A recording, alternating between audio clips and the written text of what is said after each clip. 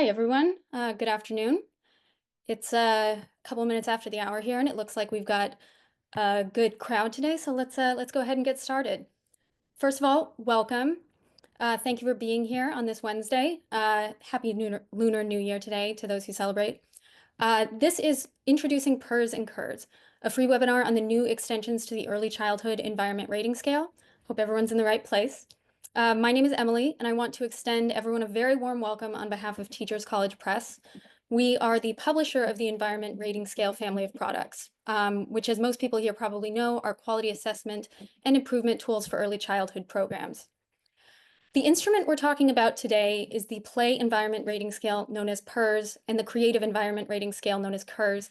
These are the new extensions to ECERS, the Early Childhood Scale.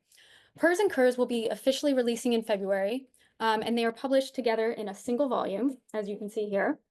The format and structure of the scale will be very familiar to those of you who work with ECERS. The two scales, as you can deduce from their names, are designed to support children's play and their creative abilities. And they can be used in preschool and kindergarten classrooms to take a deeper look at these specific aspects of quality and to provide guidance on improving conditions to support young children's development. I'm seeing a comment that there is no sound. Are people able to hear me? So Yes. Okay. Sorry about that. Maybe that's just that user. Let me continue. So over 40 years, the ERS products have been the leading research-based tools to assess the comprehensive quality in early childhood, and they continue to be the premier instruments in the field for reliability. It's not every day we get to launch a new ERS product, so our profound thanks and congratulations to the researchers who made this scale possible, and we are so proud to be launching them into the field. We look forward to witnessing the impact they have in research in early childhood settings for years to come. So thank you today, everyone, for being here to be part of this special moment. No one deserves that recognition more than the authors of the new scale, 4 of whom are here with us today. They'll be going into much greater detail about their backgrounds, their work, and expertise, but I'll introduce them very quickly now. The lead author of these scales is Dr. Igor Shiyan, who is a leader in the laboratory of child development and has conducted many studies on the evaluation and development of creative abilities in early years, based on Vygotsky's approach. He has supervised national and international research in early childhood education and care and contributed greatly to the distribution of ECERS in the post-Soviet countries. He is joined by Dr. Anna Yakshina, who is an educational and developmental psychologist. She conducts research in the cultural historical approach on play and imagination and in-service trainings for teachers about play support in kindergartens. Previously, she worked as a preschool teacher. We also have Dr. Olga Shiyan, who is engaged in research on developing creative abilities in the early years. She is the creator of the Transformations curriculum for preschoolers, which is aimed at developing creative thinking and imagination. She has supervised several studies in ECEC quality. Please welcome to Dr. Irina Vorobyeva, who is an associate professor and co-creator of the master's program Assessment and Development of Preschool and School Education. She has published articles on the assessment and development of ECEC quality, participatory design of public spaces for kids, and professional development of ECEC teachers. She also consults with parents. So thank you to these 4 authors for being here. Last but certainly not least, please welcome Dr. Richard M. Clifford, who is a senior scientist emeritus at the Frank Porter Graham Child Development Institute, the University of North Carolina, Chapel Hill. He's the author of numerous publications on early education. Notably, he is the co-author of the Early Childhood Environment Rating Scale, and with Debbie Cryer, he is the author of the foreword to PERS and CERS. He's here with us today to situate PERS and CERS as extensions to his and his co-authors' work in ECERS and explore how the scales can be used together. So to all of our panelists, thank you so much for being here and sharing your expertise. A few final housekeeping details from me before I turn it over to our distinguished panel. We are offering a discount on the scale, as you can see here behind me. We definitely encourage all of you to take advantage of this discount. It's available exclusively to those who take part in today's event. As I said a minute ago, the release of a new scale is really a monumental thing for us, and we really hope many of you will take advantage of this and see what PERS and CERS can bring to your program. Next, I'll say that we are recording today. We will be sharing the recording with all of the registrants in a few days' time, so please do send that link to anyone who maybe was unable to join us today, who you think might benefit from this conversation. We will have a Q&A at the end of the hour, so please put your questions in the webinar chat field, and we'll do our best to get to those towards the end of our time here today. Finally, please check us out, Teachers College Press. We are the publisher of the Environment Rating Scale family of products. If you are new to the ERS, visit our website to learn what they can do for your early childhood program. We also publish a large range of other books for the early childhood education and care community, resources on quality, child development, curriculum, leadership, business administration, and much more. We offer free webinars like this one on a regular basis, including an annual series of ERS webinars, of which this is a part. The next installment in the ERS webinar series will take place in late February, and it'll be focused on the school age environment rating scale known as CERS, which is scheduled to be released in a new third edition in spring 2026. We also offer a completely free email newsletter for the early childhood community, known as the Early Childhood Professional. I'll drop info about all of these in the chat, so please check them out, and I hope you'll visit our website and see what we have to offer. That's tcpress.com. And without further ado, I'm going to hand it over to Dick Clifford today. Dick, I think you're muted. Thanks very much, Emily. I'm sorry that I wasn't unmuted. So I'm Dick Clifford. I've been at the University of North Carolina at Chapel Hill for most of my career. And as you'll learn here in just a second, I've been working on learning environment assessments for a very long time. In fact, in 1975, that gives you the beginning point, how long I've been in. So it's nearly 50 years. In 1975, Thelma Harms moved from University of California at Berkeley to University of North Carolina at Chapel Hill. And we met just soon, within a few days after she arrived here, and discovered almost immediately that we had this shared interest in early childhood theory and practice, and particularly listening to practitioners about what was important in their environments as part of our way of developing the scales. It's been a long story, but the following year we began seriously working and developing a method for assessing the global quality in early childhood settings. The work eventually led to an extensive set of measurements targeted to specific age groups and types of settings. As you probably know, Debbie Cryer and later Noreen Yazichan also joined us as authors of the scales. I just say in passing here that Teachers College Press has plans to publish a 4th edition of the ECERS in the not too distant future. And Noreen Yazichan, who's I mentioned just a minute ago, is taking the lead on that process. They're doing a lot of research, and it's going to take a little while before it's ready, but you can expect that out in the future. But anyway, during this time of the various ERS instruments were being used, translated, and used in other languages in a variety of research endeavors, both in the US, but also in other countries.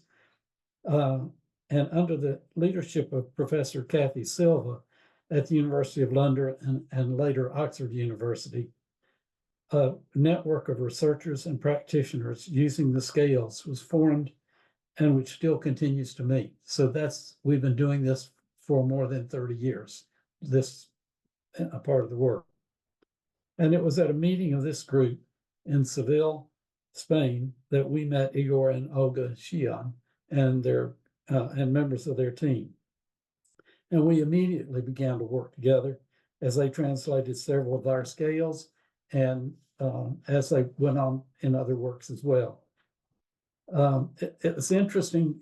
I don't think it was any coincidence that both Thelma and I had each studied the work of the world famous psychologist Lev Vygotsky in our graduate school courses. And we came to rely heavily on his and as well as others' concepts of how learning occurs in developing the scales. So we had much in common. We encouraged Igor and Olga's team to do their work, to finish the translations and to begin research.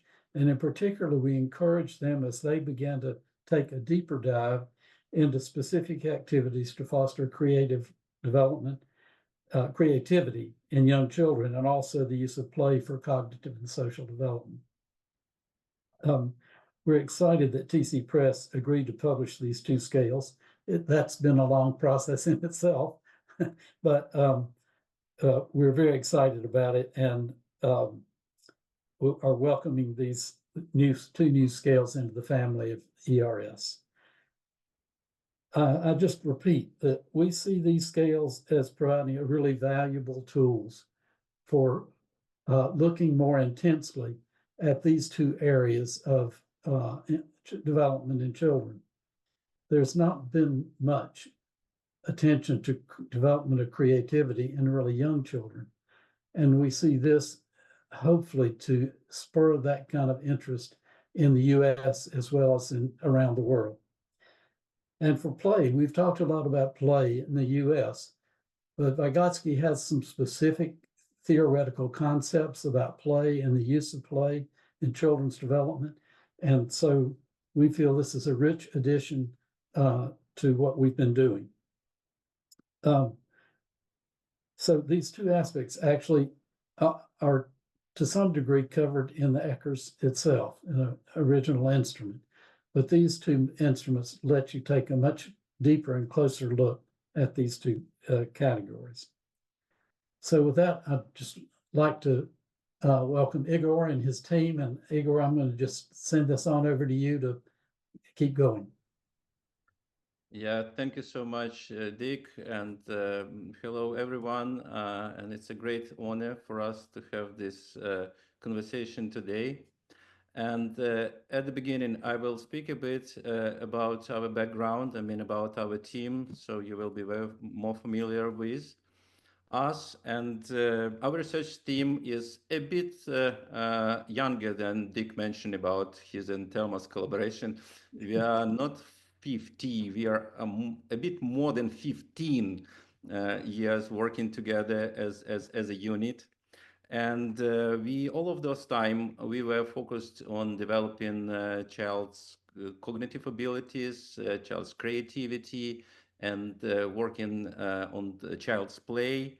And all of us were educated in Vygotskian theoretical framework, so we are using these knowledges, applying it in practice and in our researchers. And since 2013, we are actually working with ECERS scales, ECERS-R first, and then ECERS-R. When we just look at them first, and we find a lot of common. The Vygotskian traces were observable here, and the Vygotskian influence was observable there. So we love them so much. And we initiated translating those scales, first ECERS-R, then ECERS-R, into Russian language, and a bit later to the Ukrainian language. And we also shared our knowledge on these scales all over the post-Soviet space in several post-Soviet countries. We were trying to follow, to share our knowledges and to create a lot of ECERS followers all over the post-Soviet space. We also conducted several studies using ECERS, several big scale studies with thousands of classroom assessed. We participated in several well-band projects doing that, and we always were thinking not only about assessment, but also about development, quality development of practices, and providing materials and handbooks for the teachers, how to instructing them how to improve the quality based on ECERS assessment, and how to use ECERS assessment for development. In the year 2016, we actually started joining the international community. It was the year where then we were introduced to Debbie Cryer. And next year in 2017, and as Dick just mentioned, we joined this international ECERS meeting. And in the same year, our team was completed the reliability training with RC, first with Tracy Link, and in a year after that with Debbie Cryer. And that was a really important step for us, this joining the international ECERS community.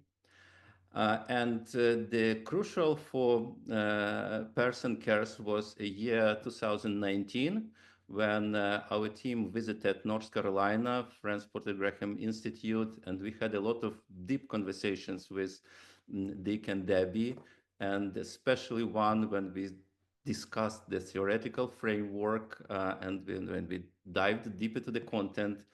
And I remember when Debbie mentioned once that, what differ me from the most of the ECERS assessors. When the assessor comes into the classroom, he or she looks at the classroom through the ECERS lenses, how ECERS covers everything. And me, Debbie, say, I'm looking what is not yet covered by ECERS, which gave me just another view, another vision. And it was really inspiring, because it's always, difficult when you love the instrument, and we love ECERS 3. It's difficult to think this way, how you can contribute, how you can edit something, how you make any additions into that. And the next year, in few months, same year, we had another inspiring meeting. We have had an honor to host the International ECERS meeting. And at some sides of that meeting, Kathy Silva, our colleague from the United Kingdom that Dick just mentioned, she pulled me aside and said, Igor, you are so deeply involved into Vygotsky theory. You have to share this knowledge. You have to create some additional, items, scales, whatever you do, but you have to do that. And it was a big challenge for us. So we started working immediately in the same year, in a few months. We had a team meeting and made it one of our preferences, or even the most preference. And it took us actually 2.5 years. We did a big job. We did 2 rounds of field study, field testing. We tested both validity and reliability. And you will find a precise description of that in the book we are talking about. We had a huge support from the international community. Kathy Silva and Brenda Taggart read all the first version, friendly criticized us, and Dick asked us so many inspiring and deep questions. So all of that made the scales how they are now at the moment. So I think that it's time to introduce my colleagues. I will say just a few words about each of them. First, Anna Yakshina. Her main focus is play. She is the researcher in our team, and she is a student of Elena Kravtsova, Vygotskian granddaughter. So we have even this kind of family relation to this theory.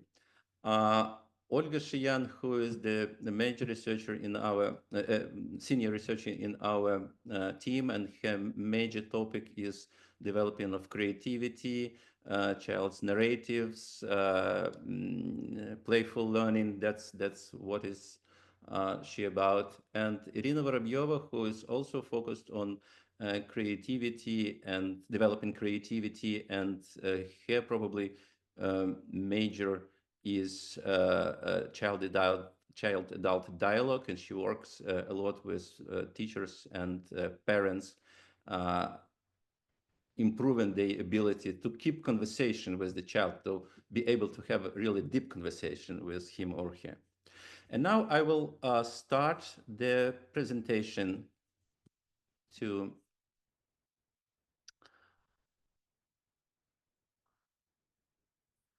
I think you can see it. First, what you will find, what will you actually find under the cover? First, there is like two scales under one cover. So this is like one book, but you will find two scales. It is very similar to the ECERS, and you will see the same structure of items. You will see the same sets of indicators that will be very similar to that. What's different? There are like two separate scales under one cover. You can use them both. You can use them separately on each other. It's up to the one who will use it. And also, what's different from ECERS is that there are two sets of two appendix there, with one for PERS and one for CERS. It's about theoretical framework, about application in practice, and about studies which were already completed with this scale. You will see under this cover, you will see these 7-point scales. You will feel the value to child's initiative. You will see the focus on zone of proximal development, and you will see those three major points: importance of enriched environment, time for free activity, and quality of interaction between adults and children. So that's what's similar to ECERS. And now what's different. And here I will pass the floor to Anna. Good afternoon, dear colleagues. I will continue our presentation and give you a brief introduction in PERS, Play Environment Raising Scale. On the one hand, as Igor has just said, PERS is based on ECERS, and on the other hand, in this scale, we suggest to specify the concept of play and use cultural-historical approach to play development in early years preschool settings. Please, next slide. So let's dive a bit deeper into the concepts of play that are used in ECERS and PERS. In ECERS, there are two concepts, free play and dramatic play. So Vygotsky concept of play or pretend play doesn't contradict them, but rather extend them and focus our attention on pretend play. So play with imaginary situation. Play with imaginary situation also includes dramatic play, but also director's play and image play, not only role play, but other types of play with imaginary situation. So next slide. So what is pretend play? It's a spontaneous child activity like free play with intrinsic motivation, but also according to Vygotsky, in play, children create imaginary situation and have double subjectivity. What is imaginary situation? It's a divergence between visual field, what I see, reality, something outside play, and sense field or meanings field.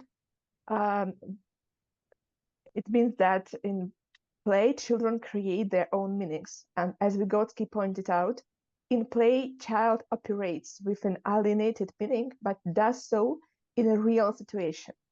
Look at this picture, look at this mermaid. We don't see real sea in reality. There is no sea, no mermaids, just a few pieces of clothes, and we see that this girl creates her own imaginary situation, her own play meanings, and she acts as if she is a mermaid, and we can see in her sun field that she is a mermaid in the sea. So next slide, please. And to illustrate the notion of double subjectivity, I suggest you this play vignette. Double subjectivity means that child acts as is and as if in play, and switches from acting as if and as is in play. And let's have a look at this play vignette. The boy, his name is Gleb, in blue t-shirt, says, "Okay, then I will be the tiger." So this moment he acts as if as Gleb, and he steps outside play to explain to his playmates and co-construct play plot, and then he roars like a tiger. And this moment he acts as if he's a tiger. Then children, girl and boys, continues acting as if. Hunter says she caught the tiger, tiger roars, etc. And then on the third picture, children switch to acting as this. Zhenya, the girl, calls Gleb by his real name, and Gleb tries to suggest his idea how to continue their play after the tiger was eaten. So he suggests a new idea, and so here and now they co-construct their play plot, and double subjectivity helps them to do it and continue playing together. So next slide. And the question is, what is crucial for play development from Vygotsky perspective? Vygotsky pointed out that ideal form of play means that mature, developed play should be represented in environment, and not only object spatial environment, but also in teacher-child interaction. So complex play support is needed, and complex play support includes indirect play support and teachers' participation in joint play as partners and mediators in transferring play culture to children. So next slide. So PERS, play environment rating scale allows to assess if the ideal form of play, if developed form of play is represented in classroom environment and teacher-child interaction, and is transfer of play culture supported by the teacher. To what extent environment is open to children's own play ideas, to children's own imagination. And if, as Vygotsky pointed out, action arises from thoughts rather than from objects. So PERS consists of 7 items: space and equipment for play, time for play, play materials, indirect play support, adults play participation, in joint play, peer interaction in play, and multi-age play and interaction. And PERS allows to assess all these items, all these conditions of play development in complex. So please, next slide. As Igor has just said, PERS has the same levels of quality as an ECERS-R, 4 levels of quality, and each item consists of the set of indicators distributed according to these levels of quality, from inadequate to minimal to good to excellent level of quality. Next slide. So what is the difference between inadequate and excellent levels of quality from the perspective of PERS and cultural historical approach to play development? On the inadequate level of quality, environment is too realistic, too rigid, and too structured. Transformation is forbidden, and no unstructured materials such as boxes, clothes, pine cones, etc. are available for play, and teacher totally ignores play or too directive. Teacher impose own play ideas or own play scenarios or didactic tasks, and like in this picture, we see very often that teachers doesn't play with children, but rather play children like children are the adults. And also on an inadequate level of quality, and there is no time for free play. In this example, you see the snapshot from the schedule, and children have only half an hour, only in the second half of the day, and no time in the morning. Excellent level of play support means that there is ample time for play, more than 1 hour without breaks for play. Many various unstructured play materials are available, and teacher support space transformation, and teacher plays as a partner and mediator with children. So please, next slide. And let's have a look at one more example of good play practice and see how PERS makes key aspects of play conditions visible. At first sight, this classroom environment may seem too chaotic and messy, but that is how the process of spontaneous play often looks like. Children act inside their imaginary situation, and very often from outside their position, we can't even understand what is going on.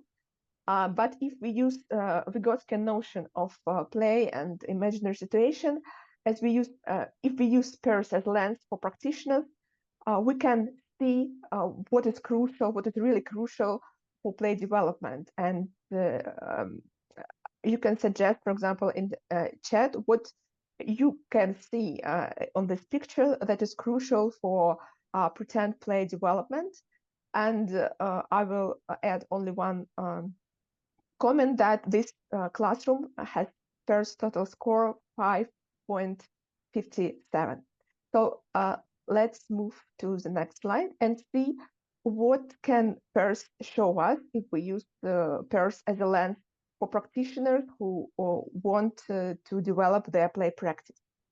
So our key question is transfer of play culture supported in this classroom? Yes, because we can see multi-age play.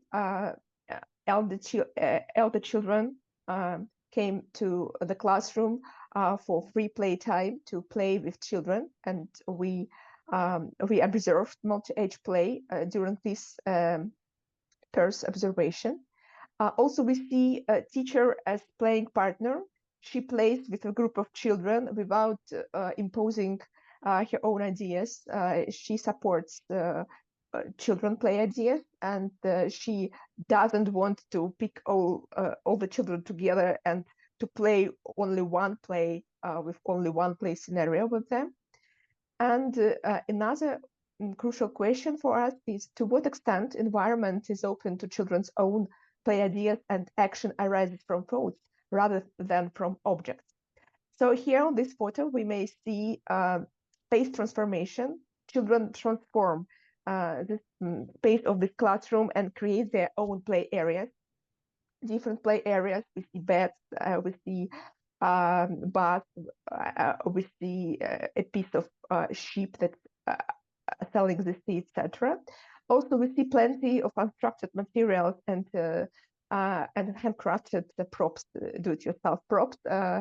Children create their own play props according to their play ideas. And of course, we can't see it on the picture, but I can share it from this PERS observation, that in this classroom, there was ample time for play to create play space and construct play plots. So you see that children had a lot of free time to create all this play space themselves. So now I will hand the floor to over Olga to continue presentation about CERS. Thank you. Thank you, Anna. I will speak about the brother of PERS, about CERS. Very often we think that creative abilities is something rare and something what is not for everybody. But in fact, we are surrounded by inventions, and we don't pay attention on inventions very often. So sometimes people think that mastering of rules and knowledge is the main task and main mission of education. But transformation of rules and creative transformation is the second part of our mission, and very often we ignore it. And this illustration can show that we are surrounded by inventions.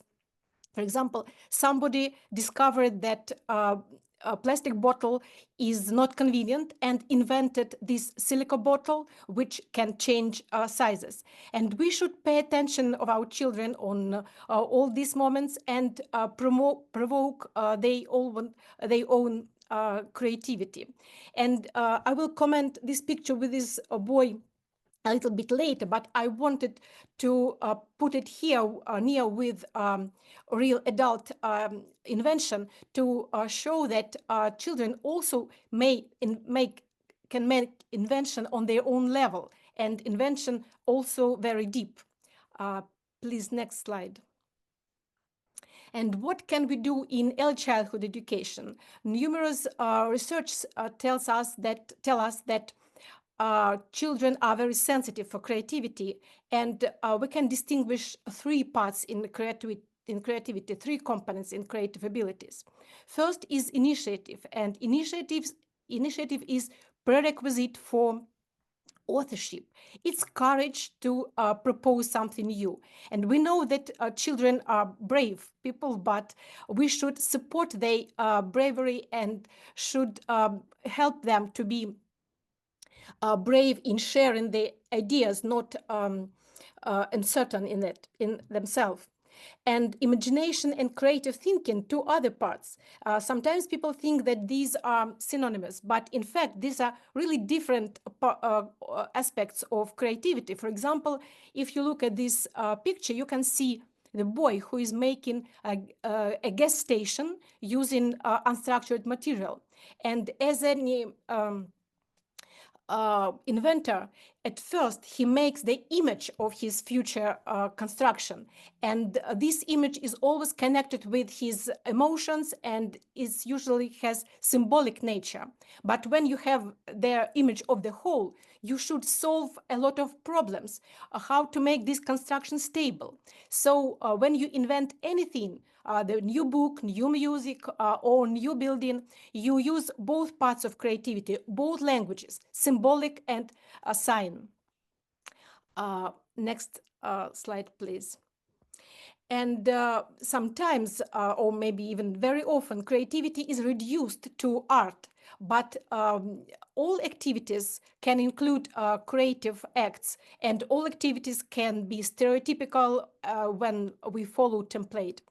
And we can discover creative thinking and imagination anywhere, in experimentation and in construction, in communication, of course, and in play. Because when children want to solve conflicts, they may be very creative, and adults can help them to look for creative solutions. And on these illustrations, you can see examples of children's creativity in different spheres, in constructing and in play, and so on. Next slide, please. CERS have 4 points, 4 items. As we have said, there is a same construction as in ECERS, and these items are understanding the development process, questioning, solving of contradictory situations, inventiveness, and imagination. So 3 of these items devoted to creative thinking, 1 to imagination, and we assess, to conditions for creative thinking and conditions for imagination, and we are assessing conditions for initiative in all items. Next slide, please. So this slide is similar to the slide in Anna's presentation, because the construction is similar, and you can see the part of one item. There are 3 levels, and I want to stress the idea of scaffolding on higher levels. The idea was the term scaffolding was proposed by Jerome Bruner, and there is an idea of provoking children, of making challenge, of giving them opportunity to make next step in the zone of proximal development. So when you want to develop children's creative abilities, you have a contradictive situation. You want the environment and atmosphere in classroom be at the same time comfortable and convenient and supportive, but at the same time challenging, creating problem situations. And next slide, please. A few words about scaffolding in CERS. There are different ways to make this scaffolding and to create support of children's creative abilities. First of all, it's support for authorship, supporting ideas, supporting questions, and stressing diversity of answers. Second is different materials, and if we have a lot of unstructured materials, they by themselves, as the third teacher, as Malaguzi said, provoke creative abilities, especially if children are surrounded by examples of piece of art or some pictures of some inventions. Creating a challenge, it's quite interesting point, because we can create challenge by posing a problematic situation and by paying attention on problematic situation which children discover by themselves. And a very important point to provoke surprise of children. Surprise, we call it a clever emotion. And it's not so easy to be surprised. Some adults lose this ability at all. So we should help children to pay attention on contradictions, on discrepancy around them. And visual models. Visual models, it's a very long talk, and for this brief presentation, I will say that there are some researchers which prove that visual modeling is something what helps children to understand the idea of development. And simple models, simple schemas are available for children and can help them. Next slide, please. And I want to make one illustration to describe how a teacher can make this kind of scaffolding.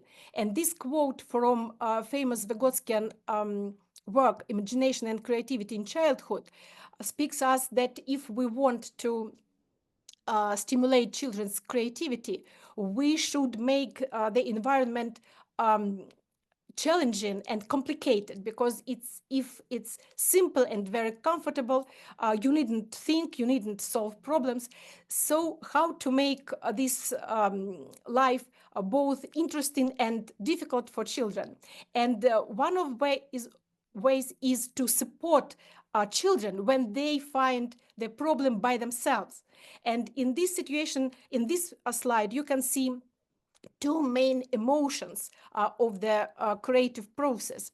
The emotion of tense when you are looking for the solution, and the emotion of joy when you have insight, when you enjoy insight of the solution. And on the next, so pay attention on this instrument in the hand of this boy, and on the pencil. So we understand everything on next slide. Next slide, please. At first, we can read the description of the situation. The pencil falls behind the heater, and Max tried to get it, and he failed. And what adult said? What a pity, how can you get it? And then when boy tried to solve the problem, adult supported his great idea to use the tube, but the tube the tube didn't help to get the pencil. So how can you change the tube? And then Max went to the table, find unstructured materials, and make this tube longer with the wire. And then he discovered the possibility to make the hook. And what teacher did during this time? Asking questions and supporting. What should you do? How can you change the tube? At the end, he took a photo of the inventor and hand this photo in the group. And now let's look at the right part of the slide, please. So you see the indicators from CERS, which correspond to actions of the teacher. So maybe you can think that these actions are very ordinary, but they are very clever. And teacher pays attention on the process of problem solving, support child, and ask questions, provokes him to think, doesn't give him the solution. And there are a lot of unstructured materials in the classroom. Everything is important, and everything is about high quality of CERS. So we can see here that you may not have very expensive construction sets or very complicated materials, but what you really need, what you definitely need, are the ability to observe, to ask questions, and to support children's solutions. Thank you. And Irina, please. So thank you. So I wanted to tell how we can use the scales to develop the quality, and in preschool education, assessment plays this very important role, and used as a tool, not when we use the scales, not only as a tool for comparison, but also as a means of identifying a child's zone of proximal development and the quality of educational environment. So working with these scales help teachers to understand which conditions are conducive to children's development and which require improvement. This allows us to monitor and to see the dynamic of changes in the group if we change something, and adjust our pedagogical strategies to create this environment that develops the child. In this sense, the scales can act as a navigator. So they can be used not only as a ruler just to measure something, but as a compass, as a navigator that indicates the direction of change. So the use of scales in preschool settings is oriented towards identifying strategies and growth areas. The approach enables teachers and administrators to make informed decisions to improve some areas for play, some interactions between teacher and children, some learning practices, some areas that develop creative thinking, and the organization of space, of course. So as a result, assessments that we can do with the scales becomes a tool for development rather than a tool for control, and helping to build more effective teaching and learning strategies. So there are two main ways how we use the scales for the development. One, and many, please ask it there. Yeah, this slide is better. One is for self-assessment, and one is using with a certified assessor. In the first case, the team does this self-assessment, notices a deficit, and designs changes. So it's like, what if we change something and see what happens then? Then they observe the effects, they give time for changes to happen, and then assesses again and notes this shift if it happens or not. And the second case, changes are designed on the basis of an objective assessment of independent expert. And then we can move to the next slide, please. And so we know that the changes happen. On the slide, you see the group, and if you notice some details, the same group that has changed a lot. And we know this happens when the teachers start using these scales. And we see that preschool group, they literally transformed, and they're creating a new level of opportunities for kids. Oh, thanks. So that's it, and I will stop sharing now.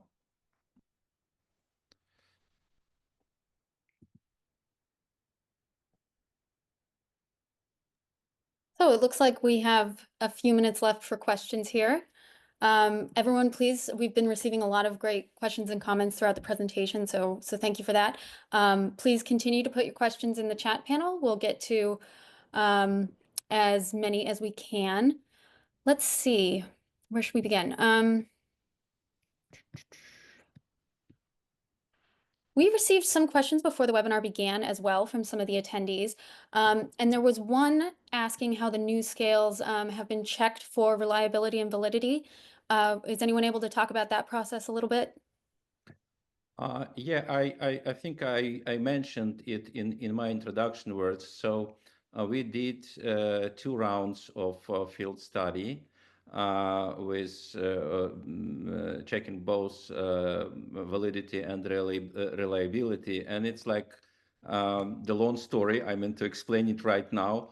And maybe sometime we will have another webinar for that. But make sure, I just want you to make sure that you will find the answer to this question in the book itself. It's a very clear description here, both in the preface to each of the scales and also in the appendix I mentioned, which are in the end of the book. You will find complete information there about validity and reliability of the scales. Great, thank you. We just received another question from our attendee, Jennifer. Can these scales be used to measure children's constructive play with open-ended building materials? Anyone? Yes, I can answer. These scales don't assess children's play, but they assess conditions for play development. So how teacher organize environment, how teacher play with children, and etc. And from Vygotsky perspective, children's constructive play with open-ended building materials may be play with imaginary recitation, if it is, so we can use PERS to assess conditions for this play with blocks, because Vygotsky notion of play also includes director's play, when a child creates his own play world with blocks, unstructured materials, and play out some stories that he or she imagines themselves. And the same about CERS, because when children play with these kind of materials, teacher give them opportunity to be creative or resist to this opportunity. So it's also possible. Thank you so much, Olga and Anna. We received another question from Becky. This seems to be a great extension of the current ERS. How might this affect the current use of the ECERS-R? Should it be used hand in hand or as a standalone assessment? Earlier, we received a similar question about how to use the scale along with ECERS from Pooja, who said, I wonder how creating their own space in the classroom would impact the concept of the interest center as it's structured in ECERS-R.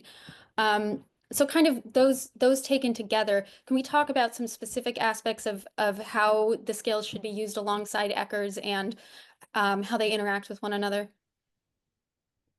During our field testing, we used them at the same time and also compare some results. And in introduction to PERS and CERS, there is information about this stage of field testing. So procedure is the same. We observe 3 hours in the first half of the day, and we can simultaneously use ECERS-R and PERS and CERS. And according to the question about interest centers, there is no contradiction between these play areas for children and interest centers, because if children can take different loose materials from, for example, nature and science or block area or dramatic play area and use them in play. For example, children can play in bedroom or in some place indoor or outside or outdoor space. So we support the idea of interest centers with different various materials, and also we suggest that children can take all these materials and use them in their pretend play. And also when teachers ask us what to use, ECERS or PERS or CERS, we say that these are really extensions and we propose to use ECERS at first because there are a lot of items in ECERS which are not covered by PERS and CERS because we don't need to do it. There is an instrument, ECERS. So, and after it to use PERS and CERS to see these nuances, conditions for play and conditions for creative abilities. Yeah, as Dick mentions, it's like it's for us. It's from our perspective, it's a good chance to look more precisely, more specifically, more detailed, and to build these conditions for creativity development and play support. Great, great. Thank you all. We received a question from our attendee, Hasina, who asked, what do you recommend doing first in order to begin our own imaginary play center? What would you say to educators who are just beginning to think about these concepts in their classroom? When we start working with teachers, we suggest them, first of all, to observe children. How do they use their play centers, and how do they use play materials that are in these play centers? And very often, for example, at least in Russia, we often see that in classrooms there are only very structured, realistic, thematic areas without unstructured materials. And this kind of environment do not support developed play, especially for children from 5 and elder. So we suggest teachers to add more unstructured materials and to replace some very too realistic toys by these unstructured play materials, such as clothes, pine cones, blocks, sticks, etc., etc., and not just replace one material with another, but also when teacher plays with children, to use them as object substitution in joint play, so children can see this way of playing. And after that, we suggest to continue observation of children play, and teachers see that play changes, and children begin to imagine and invent more and more themselves, and their play arises from their own play ideas and not just from the realistic objects. And I just can add here that I would like to add here that the effect of, and we expect that the effect of these scales will be quite similar to the effect of ECERS. So because like I observed a lot of times when the teachers are reading ECERS first time, it's like gives them the navigation that it's pays their attention to different details, and sometimes teachers mentions like, oh, I was never thinking this way. I didn't pay attention to that. So I think that just while reading the scales, you will find, but in the scale itself, you will find a lot of hints. What should be important? What can be changed? What way the environment should be enriched, and etc. So that's the scale also have this value, just being a hint for the practitioners. As navigator. Yeah. Well, thank you all so much. We're at 3 o'clock, so that's our time. I'm sorry that we didn't get to everyone's questions this afternoon. There were so many. Very quickly answering some of the comments I've seen in the questions. This is being recorded. You will receive a copy of it. It'll be coming around to everyone via email in a couple days' time. Seeing in the comments that a couple people have ordered PERS and CERS, which we're always very happy to see. Please do that with the discount code you find in the chat. And thank you so, so much to our presenters, to the co-authors, and to Dick Clifford for being here this afternoon and sharing with us about the new scales. Thank you so much. Thank you. It's a great pleasure and honor for us. Yeah. Thank you very much. Yeah. Bye-bye. Bye.